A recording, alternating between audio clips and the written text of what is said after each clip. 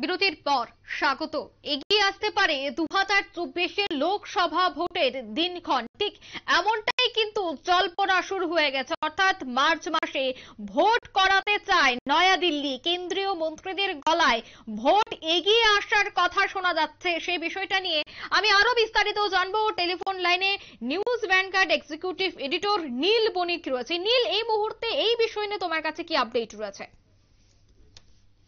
দেখো, ক্রমশই শোনা যাচ্ছে যে ভোট এগিয়ে আসতে পারে, তবে এর এখনো পর্যন্ত সরকারিভাবে তো কোনো তথ্য আসেনি আমাদের হাতে। শীতকালীন অধিবেশন চলছে, শীতকালীন অধিবেশনই এবছরের লোকসভার সেই লোকসভার শেষ অধিবেশন। সেই শেষ অধিবেশন, লোকসভার অধিবেশন শেষ হলেই স্বাভাবিকভাবেই বছর ঘুরলেই কিন্তু লোকসভা ভোট।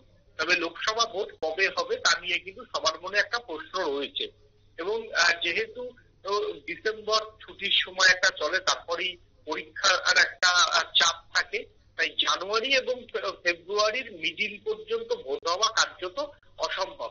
তাহলে কি মার্চেই ভোট হতে পারে? যদি মার্চে ভোট হতে হয় তাহলে কিন্তু জানুয়ারির শেষ উইক থেকে, অর্থাৎ 25 তারিখের পর থেকেই কিন্তু লোকসভা ভেঙে দিতে হবে এবং ইলেকশন কমিশনকে পদক্ষেপ নিতে হবে। এবার কেন্দ্রীয় মন্ত্রীরা সবাই বেশ কয়েকজনের গলায় আগামী মার্চের মাসেই লোকসভার ভোট হবে বলেই এমনটা কিন্তু শোনা যাচ্ছে। তবে তারা মুখোমুখ সরাসরি না বললেও তারা অনেকটা এইরকমটাই ইঙ্গিত দিচ্ছে যে মার্চ মাসের মধ্যেই লোকসভা ভোট হবে। কিছু রাজ্যের মুখ্যমন্ত্রীরা, বিজেপি বিরোধী যে সমস্ত রাজ্যের মুখ্যমন্ত্রী, তারাও তাদের কর্মীদের বলছেন যে ভোট এগিয়ে আসতে পারে, যে কোনো মুহূর্তে ভোট ঘোষণা করে দিতে পারে, অর্থাৎ সবাইকে তৈরি থাকতে হবে। তাই এই মুহূর্তে মার্চ মাসে ভোট হবে কিনা সে ব্যাপারে বলার অথরিটি হচ্ছে জাতীয় নির্বাচন কমিশন। এবং যতক্ষণ না পর্যন্ত যে লোকসভা ভাঙে ততক্ষণ পর্যন্ত কিন্তু নির্বাচন কমিশন এটাতে হস্তক্ষেপ করতে পারে না।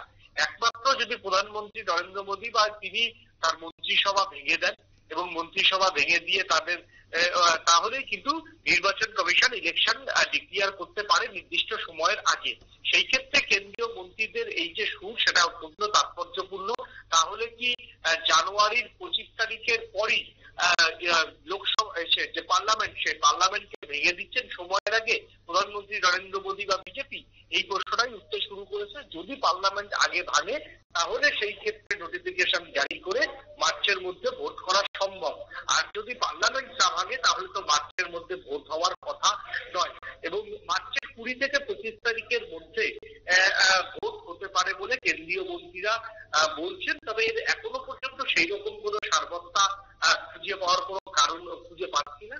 এখন দেখার যে শীতকালীন এই যে অধিবেশন, সেই অধিবেশনের কি দাঁড়ায় সেই বুঝে আগামী লোকসভা ভোট কতটা এগোবে না নির্দিষ্ট মার্চে এপ্রিল মেতে গিয়ে হবে সেটা অন্তত বোঝা যাবে। একদমই ধন্যবাদ নীল। একবারে মার্চেই হতে পারে লোকসভা নির্বাচন, ঠিক এমনটাই কিন্তু জল্পনা কল্পনা চলছে এখন।